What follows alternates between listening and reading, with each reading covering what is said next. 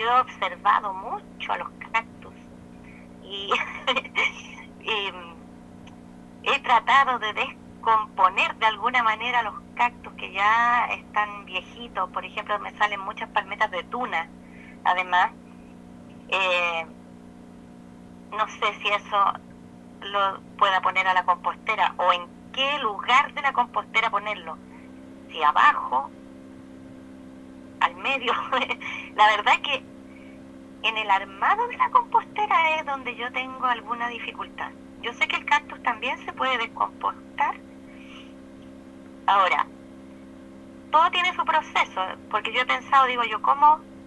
Después hay que meter la mano en la compostera, porque es lo que yo entendí, para ir tomando la temperatura.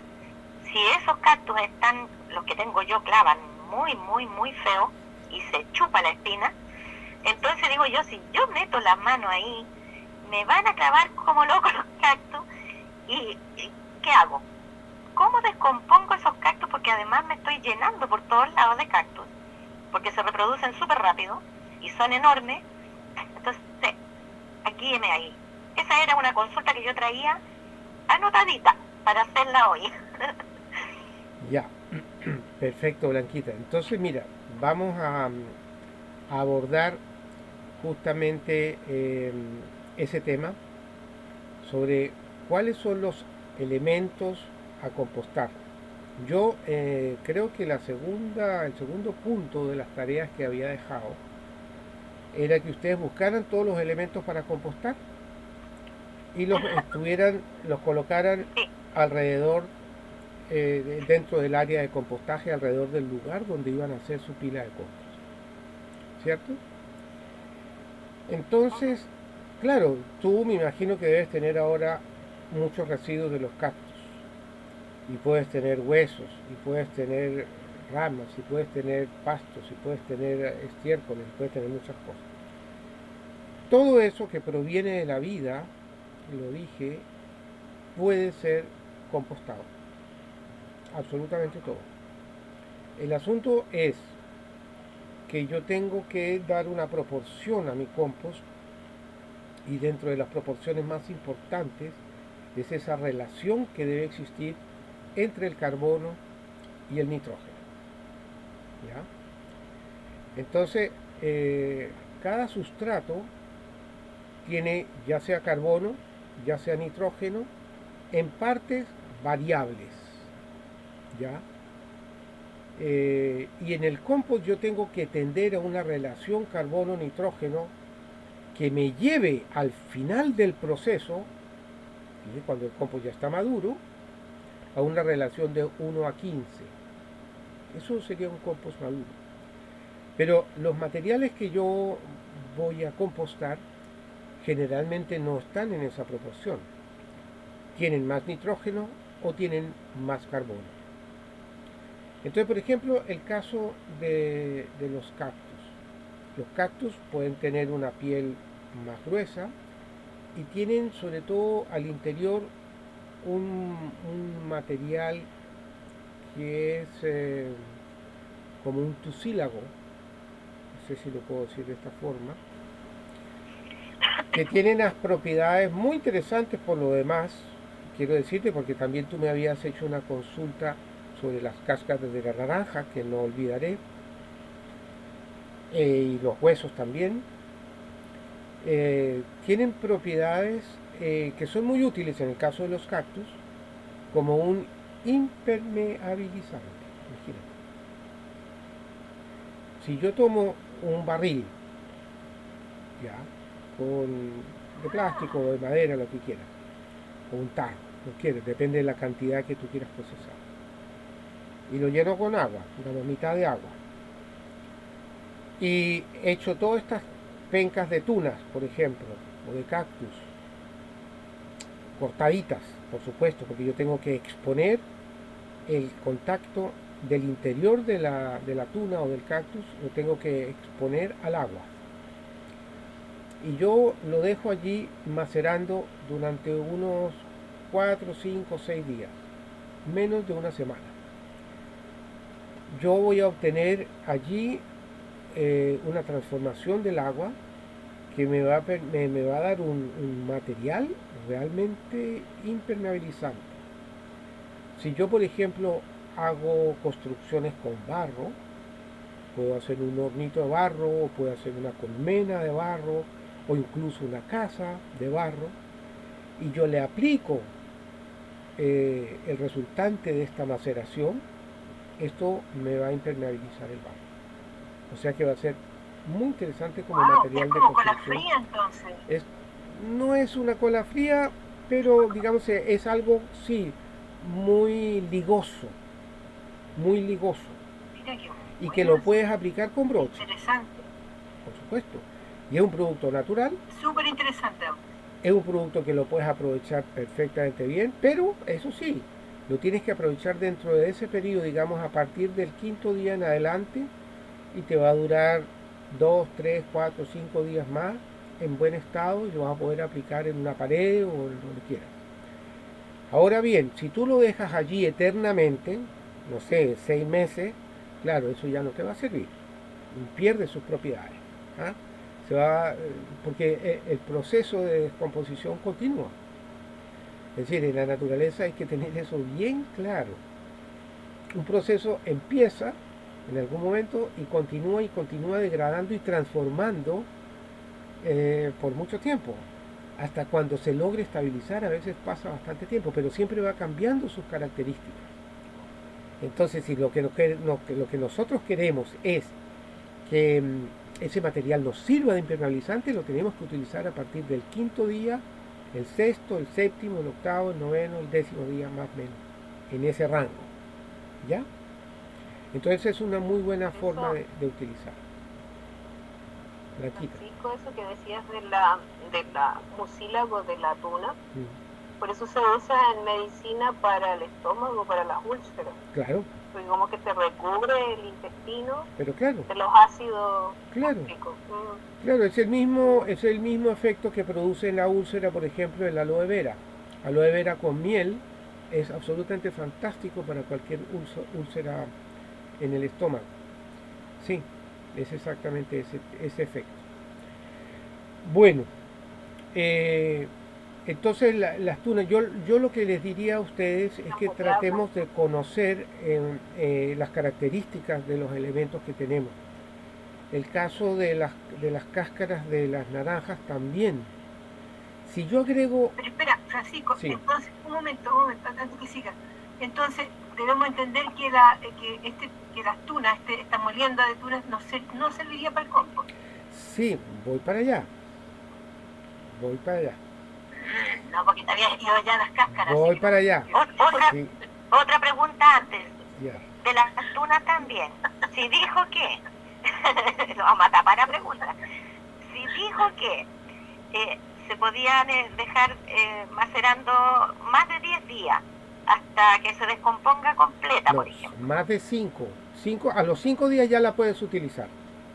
Al No, quinto día. pero supongamos que yo no la quiero utilizar para cubrir una muralla ni nada de eso, Claro. sino que yo necesito eh, saber si dejarlo más tiempo nomás, si ese líquido que va, esa agua, sirve después para incorporarlo al huerto, también serviría, pero sería un abono buenísimo, Eso como todo. para la tierra. Mira, en el huerto en realidad nunca es bueno de entregar procesos en camino de transformación.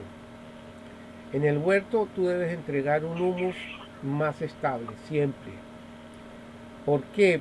Porque cuando hay esos procesos de transformación, eh, los componentes, muchas veces los componentes minerales, no estarán posiblemente disponibles para las plantas. Y sí pueden efectuar o generar algunos efectos negativos, ¿ya? En ese proceso de descomposición. Por eso, por Bien. ejemplo, perdón que ponga las cáscaras de naranja también y no he terminado con las paletas de tuna, y puedo poner los huesos también. Todo esto tienen ustedes que irlo integrando, porque entre ellos hay características muy comunes. eh, las cáscaras de naranja, por ejemplo, también tienen muchos minerales y tienen muchos nutrientes excelentes para el suelo. Pero si yo lo agrego tal cual, así, y lo incorporo en el suelo, su efecto va a ser un poco negativo. Porque hay allí muchos ácidos orgánicos que no pueden ser asimilables por las plantas y que el suelo de alguna forma tiene que entrar en un proceso de compostaje para poder asimilar ese material. Entonces, lo correcto aquí es procesarlo primero y aprovechar sus características. Entonces, lo que yo le proponía a la Blanquita es utilizar las cáscaras de naranja tienen muchos usos, como los detergentes. Producir detergentes con cáscara de naranja es muy fácil. En un botellón, tú echas todas tus cáscaras, tapas esos con agua, le echas un poquito de vinagre y ya está. Y eso después, una vez que se maceró muy bien, lo cuelas y eso es un detergente que te sirve para la cocina, para el baño, para lo que quieras limpiar. Y es excelente. Tú lo has hecho, Mónica, ¿cierto? Sí, yo lo ocupo, claro. ¿Ya? ¿Se puede hacer con la cáscara fresca y seca? Claro, claro. La cáscara, ¿o te la tomas? La cáscara recién que tú que comiste la naranja y pusiste las cáscaras ahí a macerar. Ya. Bueno, ahora, una vez que tú ya le sacaste el líquido, como en el caso de la tuna, una vez que tú ya le sacaste el líquido, suponte tú que tú no vas a pintar nada con las paletas de tuna, que se produjo el mucílago pero tú no lo utilizaste, eso continúa su proceso y se empieza a liquificar, se empieza a hacer más líquido. Entonces ahí sí tú puedes incorporar eso al compost. Lo mismo lo que te resulta de las cáscaras de naranja, una vez que ya le sacaste el líquido que a ti te sirve como detergente, sacas esas cáscaras y las incorporas al compost. Porque ahí ya no va a tener el mismo efecto que hubiera tenido cuando la paleta de la tuna o la cáscara de naranja estaban perfectamente frescas. No es lo mismo, porque ya fue procesado.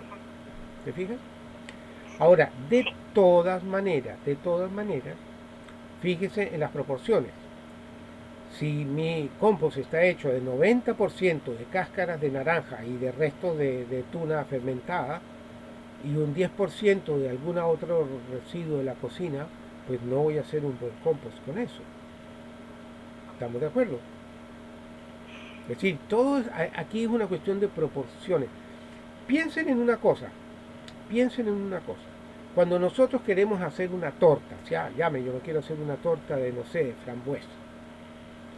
Entonces yo tomo harina, tomo una proporción de levadura o de estos polvos de hornear, tomo una cierta cantidad de huevos, hay gente le pone 3, otra persona le pone 4, otro le pone 5, qué sé yo. Después va a tomar, no sé, unas ralladuras de limón, que quiere, o el otro le pone un jugo de naranja o un poco de leche o qué sé yo. Hay muchas recetas para hacer eso, yo no soy experto. Pero lo que yo sí sé es que a algunas personas les resulta mejor un queque que a otras. Algunas tortas son exquisitas y otras no tan buenas. ¿Y por qué será eso? Pienso que es porque hay una proporción adecuada, porque hay una experiencia previa, porque hay un horneado adecuado, porque le pusiste muy poca o mucha levadura o polvos de hornear, qué sé yo. Entonces, calidad de los elementos. La calidad, obviamente, de los ingredientes. Y para hacer un compost, yo les digo sinceramente, hay que tener la misma actitud que para hacer una linda y buena y rica torta. Es lo mismo. Es lo mismo. Actitud que hablábamos, Mónica. De la actitud. Es esa actitud de, digamos, yo quiero hacer un compost, entonces le tengo que poner ingredientes de calidad y en proporción adecuada. Así de simple. Y amor. Y amor. Lógico. Eso a ustedes les sobra, así que por eso no lo menciono.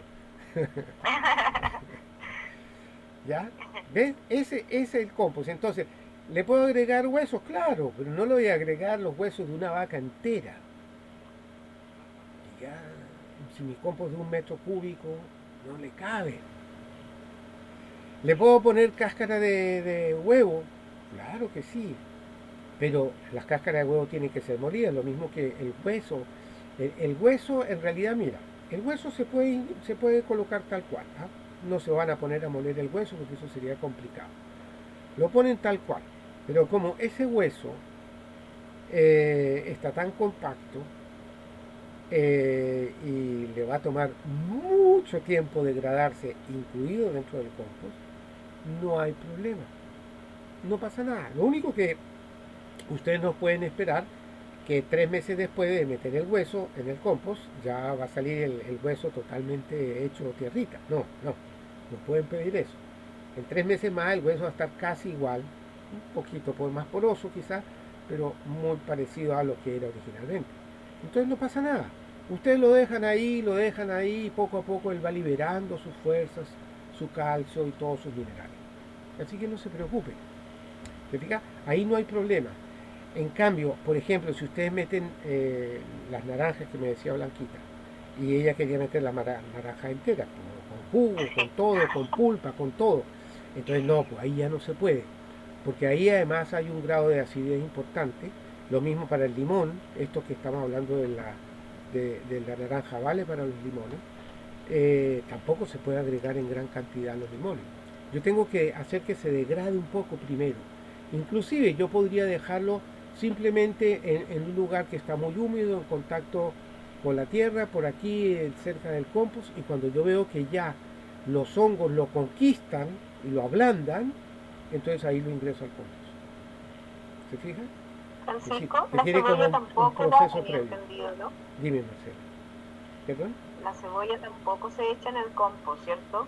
Tenía Pero, entendido que era dañina, ¿o no? pero la cebolla, Los restos de cebolla. ¿por qué las vas a echar al compost si la cebolla hay que comerla? No, de repente las capitas o qué sé yo, que uno deja lo más tierno a veces. ¿Lo más tierno lo quieres poner al compost? No, adentro. No, comerlo. Y lo otro al compost. Ya. La primera capa de la cebolla a veces uno no la usa. Yo en el Las cascaritas. Pero no es como bactericida la cebolla, ¿no? La cebolla es como bactericida, ¿no? Como... Sí. No sé si se podrá echar. Tenía entendido que no, algunos Mira, decían lo que pasa es que la cebolla contiene mucho azufre. ¿Ya? Entonces, bueno. Mira, que una vez más es cuestión de proporciones. Poquito. La cáscara marrón de la cebolla no pasa nada al compost, pero se va a demorar en degradarse. ¿Ya? Por ejemplo, no me han preguntado sobre esto, sobre las cáscaras de las sandías. Las cáscaras de sandía en realidad es azúcar, algo de azúcar queda todavía, y agua, y algo de pulpa, y sobre todo una cascarita que es más dura. Y al compost no le pasa nada, pero sí a los microorganismos del compost le va a costar degradarla, por lo cual hay que trozarla.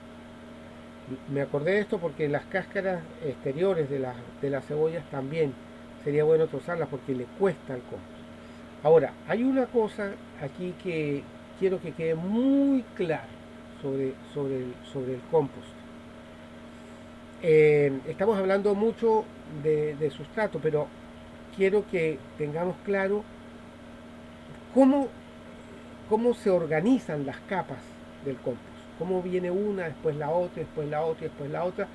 Y cómo después yo cierro ese compost y lo dejo. Y lo dejo que viva su proceso. ¿Ya? Esto es un organismo. Y yo sugiero no molestarlo. Solamente controlar que tenga la humedad adecuada y que viva ese proceso de vida en esas 4 etapas que mencionamos la vez pasada. ¿Ya? Entonces, la primera capa, para repasar solamente lo que vimos la vez pasada y para afirmar a lo que Blanquita preguntaba de cómo eran esas capas, también tengo unas preguntas por WhatsApp que me hizo Patricio. Patricio en este momento está viajando hacia Linares, por eso no está conmigo, pero con nosotros, pero me habló esta mañana y me mandó justamente 2 preguntas que le tengo que responder más rápido. Y una de esas preguntas, si mal no me recuerdo, era justamente sobre cuál es el proceso de ingreso de los diferentes materiales. A ver, estoy viendo aquí mi teléfono.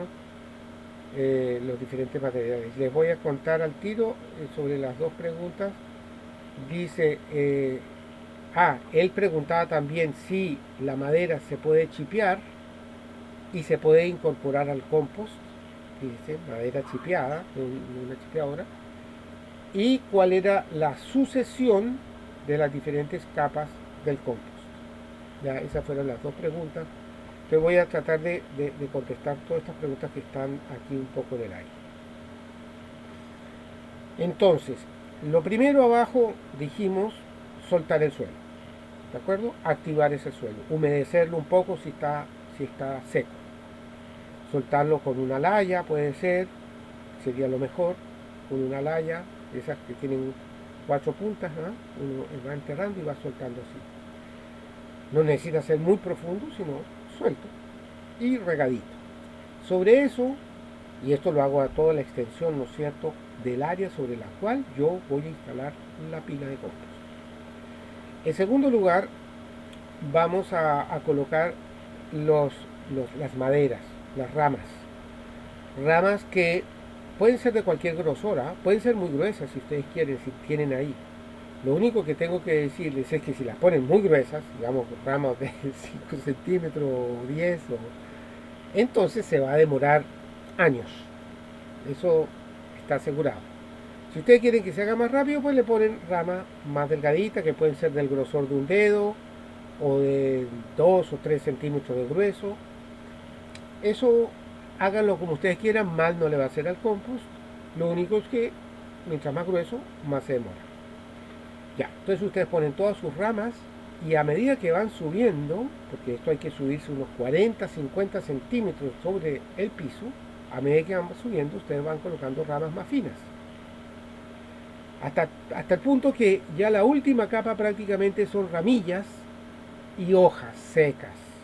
Y allí pongo hojas secas. Y allí, en ese punto, diríamos, es cuando realmente empieza el compost.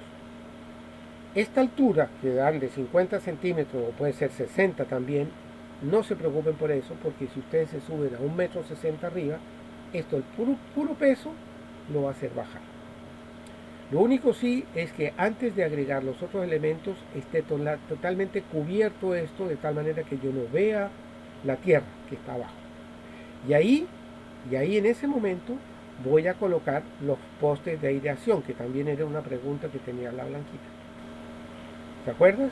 Los postes de aireación son palos de unas 5 pulgadas de grosor. No te digo más gruesa porque va a ser más pesado, pero puede ser más grueso, no importa. Son palos que se colocan dentro de la pila de compost, al medio, a 2 metros de distancia si el compost es muy largo, a 2 metros, por ejemplo, en el compost de la Mónica que nos mostró, que son varios metros, pues ahí le caben varios palos si yo los voy colocando a 2 metros uno al lado del otro. Pero eso se coloca al principio, no cuando ya está hecho el compost, porque después ya es muy difícil. Eso se coloca al inicio. Entonces colocamos las ramas y ahí, como podemos, y con las mismas ramitas, podemos afirmar esos postes que van a quedar muy hacia arriba. Es decir, esos palos deben tener por lo menos 1,50 m, 1,80 m de altura, para que yo pueda subir el compost, subir, y ese palo siempre se va a ir afirmando cada vez más derechito allí. Cuando yo termine el compost lo voy a retirar, estamos claros, no lo vamos a dejar ahí permanente. Lo usamos solamente para formar una especie de chimenea que me va a permitir la aireación y la conexión del exterior, del aire exterior, con el fondo del compost. ¿Esto por qué se hace? Esto se hace para permitir que haya una circulación de aire. Ustedes siempre recuerden que los compost y todos los microorganismos que allí viven, debemos tratar de favorecer siempre que haya mucha aireación. O sea que si tenemos aire, también tenemos que tener humedad. O sea que la porosidad de ese compost debe ser tal que me permita la circulación del aire y además el espacio que ocupa el agua. No podemos tampoco saturar de agua porque si no, no habrían poros de aireación, y tampoco lo podemos dejar seco. Por eso es como hacer una torta, ¿se fijan? Es como hacer una torta. Una torta tiene ciertas condiciones. Yo no le puedo poner, no sé, un kilo de levadura y 100 gramos de harina. Eso no va a funcionar. La torta jamás, no es cierto, están de acuerdo ustedes conmigo que eso no puede funcionar así. Aquí en el compo un poco lo mismo. Ya, entonces, tengo las ramas, tengo las hojas y empiezo con material verde, cubro a unos 10 centímetros de espesor de ahí para arriba, con todos restos de poda, hojas, material verde, pastito que voy cortando, y ahí ya puedo incorporar todos los residuos de la cocina que ustedes tengan, que son cáscaras de frutas, cáscaras de, de verdura, en fin, lo que tengan ahí, y que si hay material muy grande, por ejemplo, estoy pensando en los troncos de los brócolis, mejor trozarlos un poquito, o las corontas del choclo, del maíz, también hay que trozarlo un poquito, o tengo sandías, también un poquito trozadas, lo mismo para los melones. ¿Qué otro material? Si hay cáscaras de huevo, ya dijimos, tienen que ser pasadas por calor, ¿viste? Hay ahí ya un inicio de un proceso, y tienen que además haber sido molidas, ¿ya? Entonces eso lo voy a espolvorear.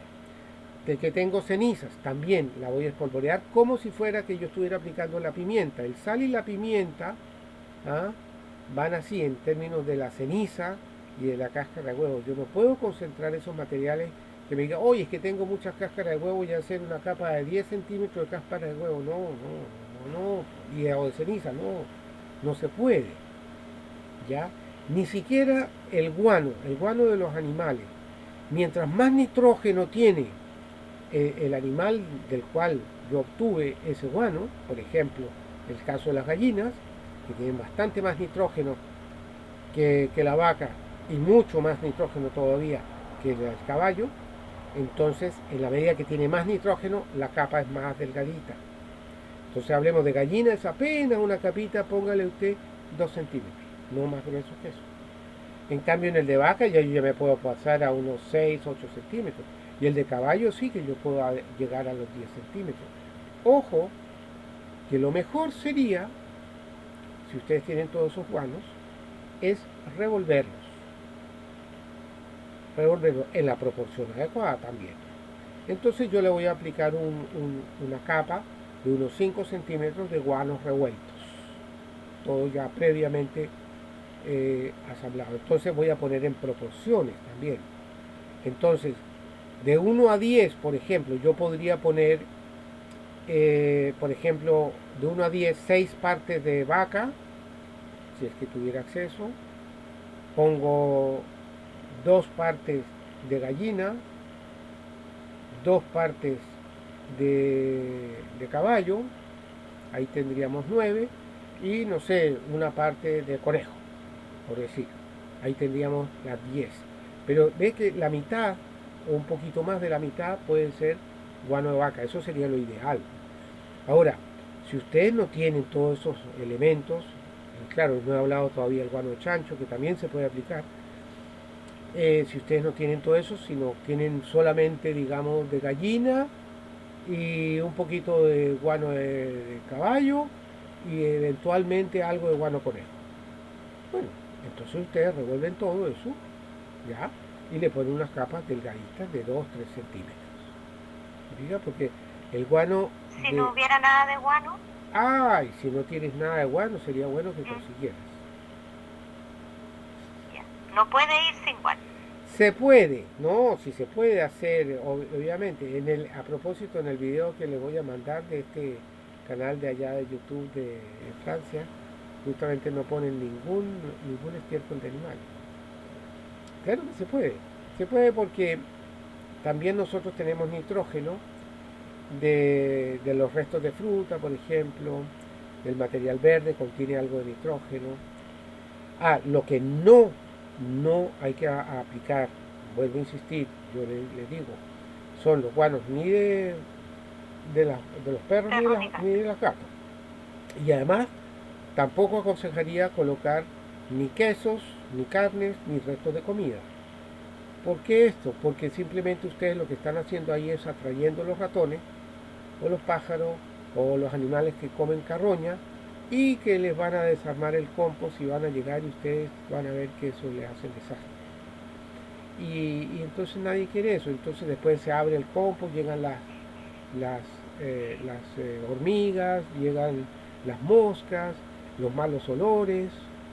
Bueno, yo creo que nadie quiere eso, ¿no es cierto? Entonces para eso, Yo tengo de cabra aquí. si ustedes tienen de cabra, magnífico, pues, excelente, pero es un guano bien concentrado, ¿no? Los restos de alimentos cocidos que queden de la casa, es preferible que se lo den a los animales y los animales lo pueden consumir, ¿ya?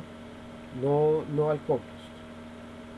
Eso sería lo ideal, ¿ya? Siempre un perrito, un gatito, una vaquita o un chanchito se pueden comer esos restos. Bueno, entonces yo ya les dije más o menos qué materiales y yo los voy a ir intercalando entonces. Intercalando entre un material seco y un material verde más nitrogenado. El material seco me contiene carbono, el material verde me mantiene más nitrógeno. Entonces yo voy a ir intercalando unas con otras en capas delgadas. Mientras más delgadas esas capas, es mejor. ¿Por qué? Porque el proceso que se da de transformación allí necesita de la participación, digamos, las bacterias y los hongos que van a descomponer estos elementos necesitan tanto del nitrógeno como del carbono. Es decir, el carbono no se puede procesar sin nitrógeno, ¿ya? Y solamente nitrógeno acidificaría demasiado el compost y me lo va a llevar hacia un proceso de anaerobiosis, porque contienen mucha agua. Entonces por eso también yo necesito el carbono, que es la estructura. ¿Te fijas? Entonces la estructura de los compostos, la estructura de los suelos proviene de los residuos del carbono. Y los nutrientes pues provienen de los minerales y de los nitrógenos y de los oligoelementos que contienen todos estos materiales verdes que le estoy entregando o los guanos de los animales. Entonces yo voy superponiendo todas estas capas. Si no tengo guano animales, ojalá tener. Si no tengo, bueno, me va a salir un compost un poco menos rico en nitrógeno, eso es inevitable. Pero se puede hacer el compost, no digo que no. Cuando yo llegué aquí a este campo hace 37 años atrás, pues no tenía animales. En realidad yo no tenía ni plantas, en realidad no tenía ni suelo. Yo tenía ganas nomás de transformar esto y bueno, y ahora hay mucho de todo. Pero bueno, todo un proceso, se fijan, es un proceso. Y al principio, claro, los primeros compost que yo hice, con las primeras plantas que tuvo, eran compost vegetales. No hay mal en eso. Lo importante es empezar un proceso y ese proceso va alimentando paso a paso todo lo que viene hacia adelante. Eso es todo. No hay que angustiarse absolutamente por nada. Dime. Sabe que la naturaleza se como que atrae, porque a mí me pasó que yo no tenía nada de guano, nada. Pues me llegó de regalo ahora. Me trajeron ayer, aguante ayer, llegó un lolito de 14 o 15 años que hacemos buenas migas y él viene y conversamos de las plantas, del universo y de todo. Y llega con 2 tachos de guano de gallina de sus gallinas. ¿Viste? Entonces ya tengo el guano. Así que como que el universo se confabula con uno. Entonces llegan las cositas de alguna manera, sí. Aparecen, fíjate, por arte de magia. Qué bueno. Eso me alegra muchísimo y así pasa. El universo en realidad se confabula con todos los seres vivientes para hacer que nosotros podamos realizar nuestros sueños. Basta con primero pensarlo y soñarlo y ya el universo se entera. Es cierto, y te llega, lo atrae uno. Increíble. Así es. Bueno, Ya, entonces, una vez que yo ya llegué a la altura máxima a la cual puedo trabajar bien, cómodamente, ya, con las herramientas que yo tengo, ya. Entonces ustedes ahí para poder llegar a esa altura, y es bueno llegar a una altura lo más posible, calculen el ancho y el largo del compost, de la pila que van a hacer, para que puedan llegar a esa altura. Si no tienen mucho material, háganlo de 1 metro largo nomás, de 1 por 1. Pero súbanse, súbanse, entonces si logran subirse 1 metro o 1,20 m, mejor todavía. ¿Ya? La Macarena. Sí, Bueno, fue curioso como nos conocimos con la Macarena. Bueno, entonces eso es el tema. Traten de subir y de formar, aunque sea 1 metro cúbico. Eso es como un mínimo. Ahora, si tienen más materiales, como Mónica que tenía mucho, pues entonces se enanchan un poco más y se alargan, pero siempre tratando de conservar esa altura hasta donde lleguen ustedes con la herramienta. Y encima de todo el compost, ustedes le van a poner una frazadita. Si con los fríos que hace tienen que calentarlo un poquito y protegerlo. Entonces dijimos una capa, yo les digo de unos 30 centímetros ojalá de espesor, de, de alguna paja, de algún resto de cosecha, como ya les mencionaba, algún material que sea muy poroso, muy liviano, que va a quedar ahí puesto sobre el compost y que yo no quiero en realidad que se me composte. Aunque, también tengo que decirle, porque esa es la realidad, igual se va a empezar a compostar en aquella parte donde está en contacto con el compost. ¿Ya? E inevitablemente los microorganismos van a llegar allí y se va a empezar a compostar y poco a poco esta capa de cobertura va a desaparecer. Por lo tanto, si todavía mi compost no ha terminado su proceso y yo veo que ya no tiene más capa o no es suficiente, o viene mucho calor o alguna intemperie para lo cual yo lo tenga que proteger, tendría que volver a colocar una capa de protección. ¿De acuerdo? Ahora, antes de colocar esa capa de cobertura, ahí sería bueno, es más fácil, de retirar los palos que yo puse como chimeneas. Ahí los retiro. ya, Y encima de eso entonces ya tengo solamente el compost, esos palos los retiré, los que puse, fijan, verticales, y entonces ahí yo voy a colocar mi capa de piel, yo llamo eso la piel del compost. Entonces el compost realmente está debajo de esa piel y encima de esa cama de palos. Es lo que queda al medio, al centro, ¿ya? Que queda en contacto con la tierra de alguna manera y en contacto también con el exterior, con el aire exterior, pero está protegido. Está protegido de los percolados que se pueden producir en el fondo, por lo tanto de la anaerobiosis, y está protegido de la intemperie, del exceso de sol, por ejemplo, y del exceso de lluvia. Si hay mucha lluvia en alguna época, no dejen que el compost reciba más allá de un día de lluvia. Un día de lluvia ya lo puede saturar, ¿eh?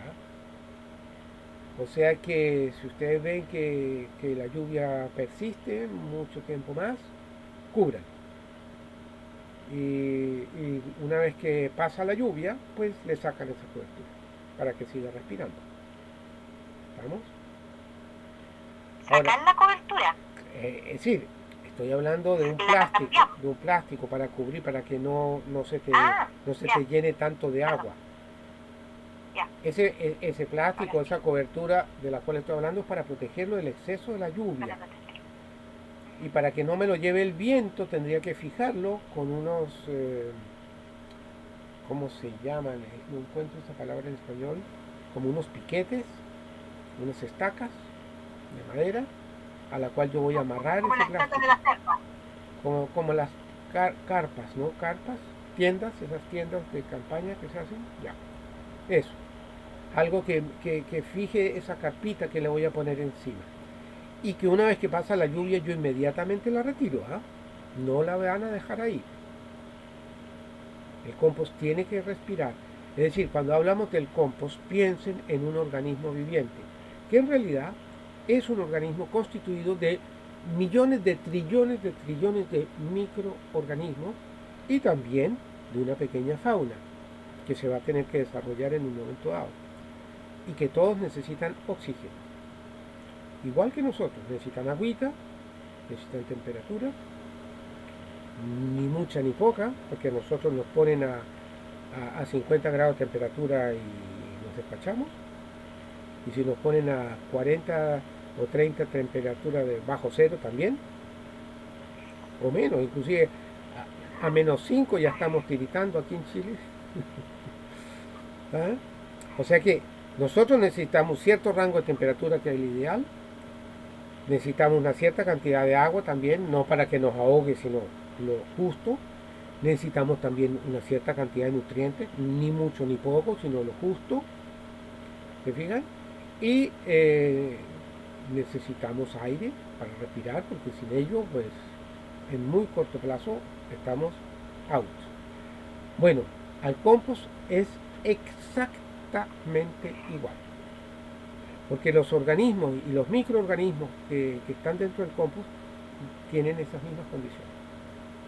Por eso que ese organismo que nosotros podemos crear así, el compost hablándolo como un macroorganismo, con el cual tenemos que guardar esa relación cercana, esa relación personal de la cual nos habla Ruth Tyler. Bueno, hasta aquí sería un compost que quiere ser biodinámico, pero todavía no lo es. ¿Ah? Aquí tendríamos que subrayar. Quiere ser biodinámico porque tiene los componentes para poder desarrollarse bien como un compost como corresponde. Pero aquí es donde entonces, ya terminando de hacer la pila, nosotros tendríamos que aplicar los 6 preparados del compost. Y el primero que vamos a aplicar es el preparado Ortiga al centro mismo del compost. Al centro mismo del compost vamos a poner el preparado Ortiga. Y cuando hablo del centro, es el centro. ¿Ya? En un compost, por ejemplo, que tenga unos 4 o 5 metros de largo,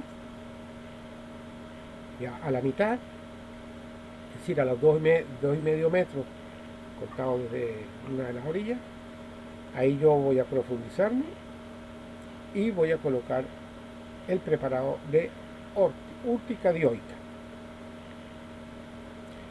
Y después, en los 4 costados, digamos las 4 esquinas de ese compost, voy a colocar los preparados de manzanilla, de milerraba, de diente de león y de roble, de Quercus robur.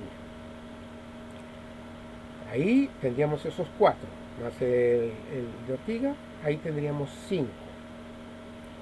Y para terminar ya todo... ¿Cuál fue el último, profe?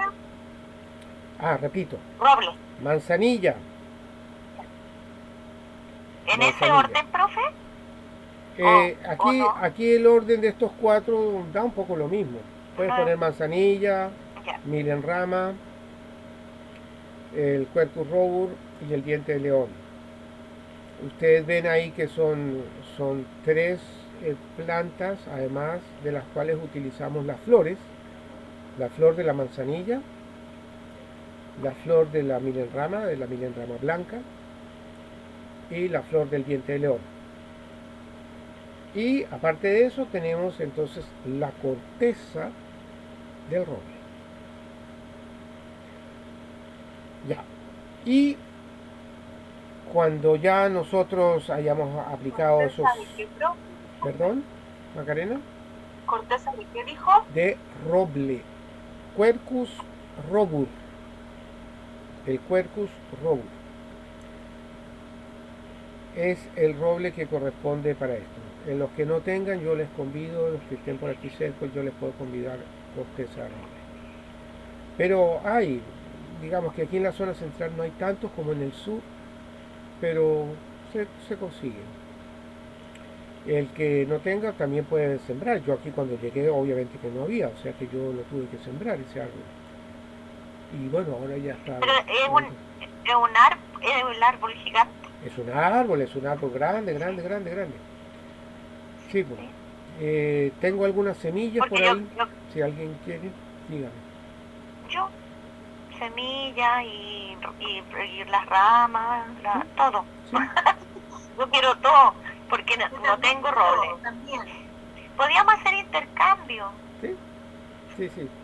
hasta de semillas, no podíamos, si no estamos cerca, Sí, sí. mandarlas hasta por Starken, puede ser, Sí, sí, eso ¿o todo no? lo podemos ver y Moderna, coordinarlo Starker. en su momento. Pero déjenme terminar, por favor, porque me falta un preparado. Ok,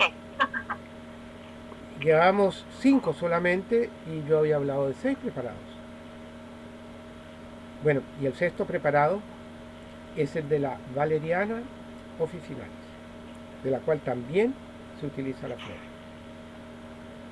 flor de la valeriana fermentada. Y esta valeriana ya se aplica de otra forma totalmente distinta, ¿ya? Y es que nosotros vamos a tomar unas gotas de esto y la vamos a disolver en un bol de cerámica, de vidrio, un bol que corresponda, con agua de lluvia, con agua de buena calidad, y la vamos a dinamizar durante unos 20 minutos. Después cuando veamos el curso de preparados, ahí yo les explico exactamente los detalles de cómo se hace cada uno de estos preparados y cómo se aplica. En este caso, esto la vamos a aplicar con una varita y la vamos a aplicar como quien está espolvoreando algo sobre todo el contorno de la pila de compost. ¿Ya? Esto le va a formar como una especie de piel etérica, de piel de vida. Por lo demás, la valeriana hace que se eleve un poquito la temperatura.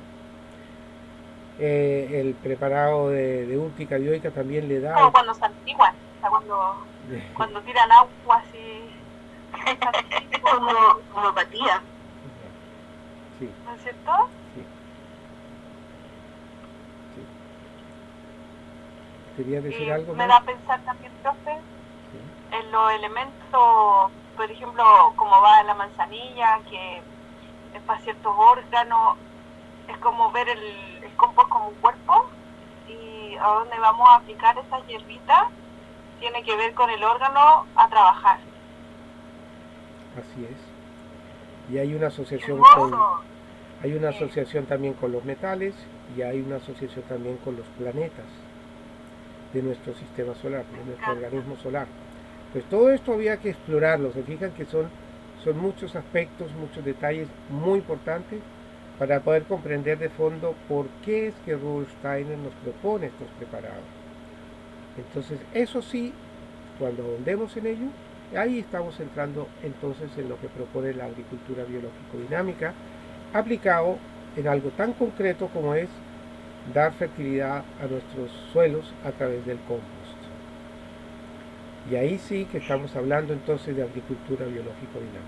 Bueno, qué maravilloso es, porque yo igual, sí, para mí, por ejemplo, el de agregarle medicina, porque las plantas medicinales, yo lo tomé como que al agregar esa hierba, que es medicina, al compost, le estamos agregando medicina a la tierra.